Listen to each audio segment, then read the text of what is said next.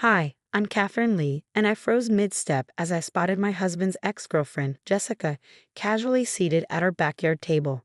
Apparently, my mother-in-law, Margaret, decided our son's 10th birthday party was the perfect opportunity to stage an impromptu reunion. The thought of consulting me, his actual mother, must not have crossed her mind. Jessica looked exactly like she did in the countless photos Margaret kept prominently displayed in her home, photos she conveniently forgot to remove, even after Mike and I married 7 years ago. The same perfect blonde hair, that rehearsed smile, and a designer dress so polished it probably cost more than the entire party budget. Isn't this wonderful? Margaret's voice chirped behind me, her hand clamping onto my shoulder like a vice. Jessica was in town, and I thought Tommy would just love to meet her. After all, she was such an important part of Mike's life during college. I glanced over and saw my son Tommy showing Jessica his new science kit. His face glowed with excitement while Mike stood a few steps away, looking like a schoolboy caught sneaking out of class. That guilty expression of his, it was the same one he wore every time Margaret bulldozed over my feelings. "Margaret," I said through clenched teeth, "could we speak inside for a moment?" In the kitchen, I folded my arms tightly, trying to rein in my frustration. Why would you invite Mike's ex to our son's birthday party without discussing it with us first? Margaret waved a manicured hand dismissively. "Oh, Catherine, don't be so sensitive. Jessica's family has known Mike since childhood. Her father and my late husband were business partners. She's practically family. And I'm not." The words slipped out before I could stop them. Margaret tilted her head, her pearls glinting under the light. While she sniffed, "Jessica just understands us, our traditions, our world. She grew up in it. You're different, dear." Different. The polite way to say I wasn't good enough. The woman from a modest background who, in Margaret's eyes, had derailed her son's perfect future. Through the window, I saw Jessica laugh at something Mike said, her hand brushing his arm with a casual familiarity. Meanwhile, Tommy eagerly showed her his birthday presents, and she nodded with exaggerated interest, playing the role of the doting almost stepmother. Besides, Margaret continued, Tommy should know about his father's past. Jessica was going to be his mother, after all, before you came along. The room spun slightly. "What do you mean, was going to be his mother?" Margaret's eyes widened in mock surprise. "Oh dear, didn't Mike tell you?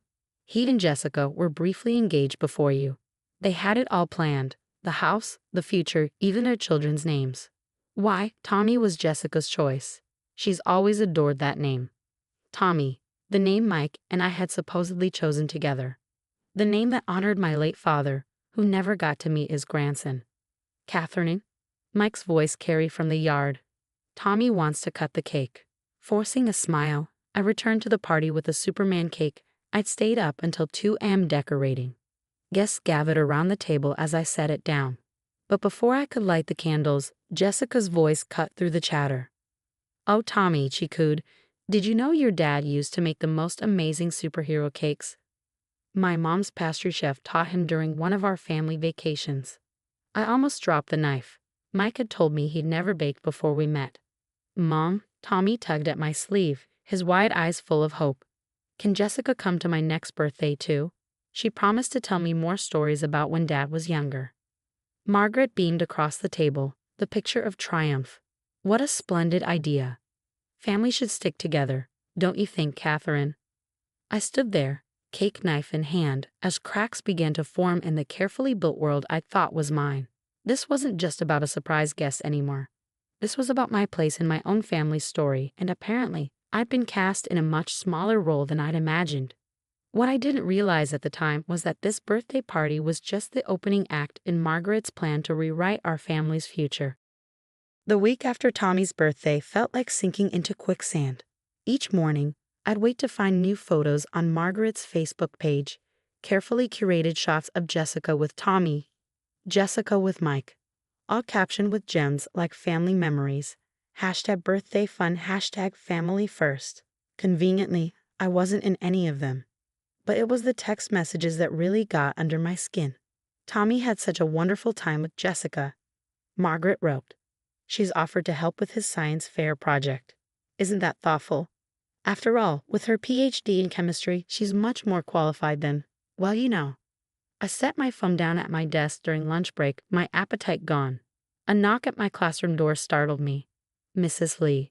It was Sarah, the mother of Tommy's best friend. Her expression made my stomach drop. I wasn't sure if I should say anything, Sarah began, closing the door behind her. But yesterday at soccer practice, your mother-in-law was there, with another woman. They were talking to the other parents about Tommy's real family background. My throat tightened. What did they say? Sarah hesitated, glancing at the floor. Margaret was showing old photos, saying Jessica comes from this prestigious family and how she and Mike were meant to be together, until you came between them. I clenched the edge of my desk. Anything else? She sighed. She mentioned custody arrangements, something about how, since Jessica picked Tommy's name and has a deep history with Mike, she might have a case for visitation rights. Custody arrangements, the room tilted, and I gripped my desk harder. That evening, I confronted Mike in the kitchen. He was cooking, something he'd started doing ever since Jessica casually mentioned her culinary skills at the party.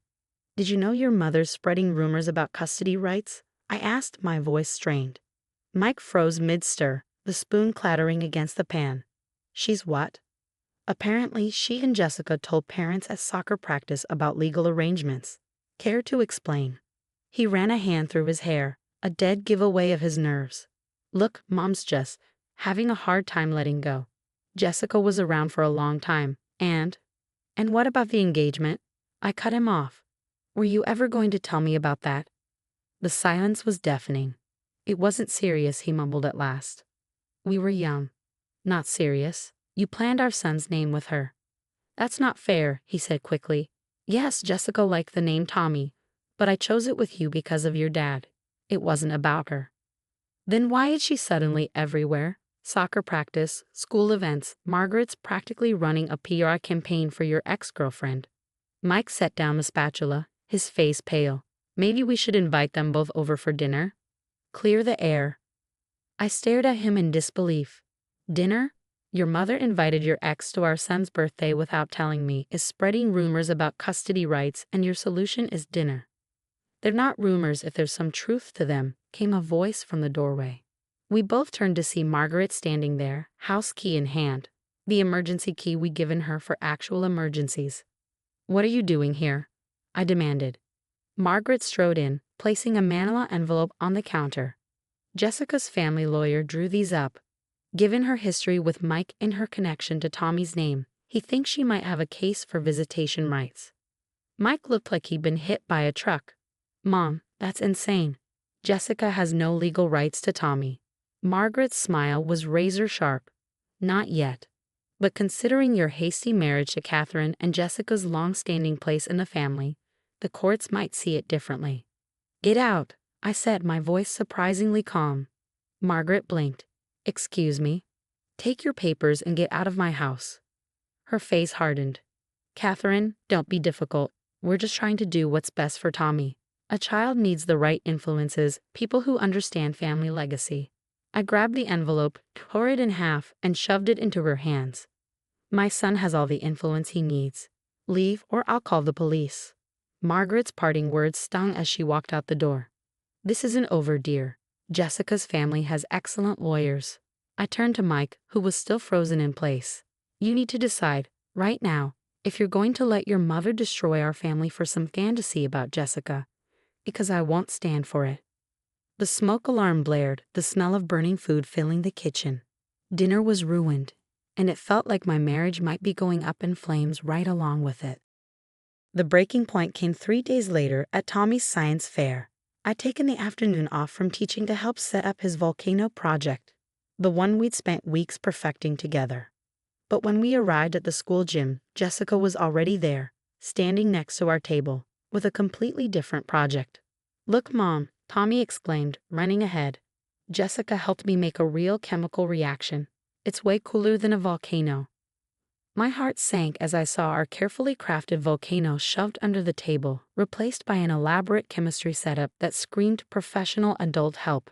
Margaret hovered nearby, phone poised to capture the moment. Isn't it wonderful? She beamed. Jessica spent all weekend working on this with Tommy. She picked him up after soccer practice. I told the school I'd authorized it. The room spun. You did what? Oh, Catherine. Jessica stepped forward, her voice dripping with Fox sympathy. Didn't Mike tell you? Margaret added me to Tommy's approved pickup list as a family friend.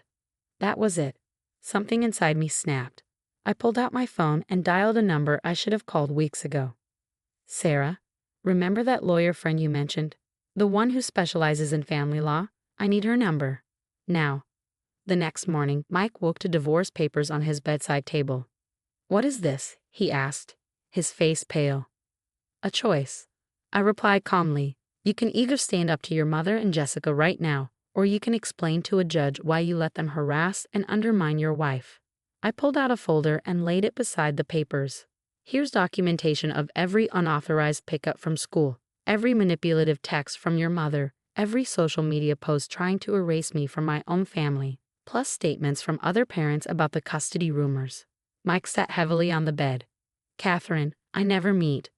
I also have proof that Jessica's family lawyer isn't licensed in our state. Those custody papers, complete fabrication. Your mother committed fraud presenting them as legal documents. His head snapped up. What? So here's what's going to happen, I said. You're going to call your mother and Jessica, put them on speaker, and you're going to end this. 20 minutes later, Margaret's voice filled the room. Mike, darling, what's this about? Mom, Mike said, his voice steadier than I'd ever heard it. You need to stop. No more unauthorized pickups. No more surprise visits. No more Jessica. If you keep this up, Catherine will file for a restraining order against both of you. But Tommy's science project, Jessica began. One about 4 hours ago, I cut in with the volcano we made together. Turns out the judges prefer projects actually made by students over ones manufactured by overstepping adults. Silence.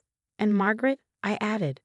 The school is investigating how an unauthorized adult removed my son from campus.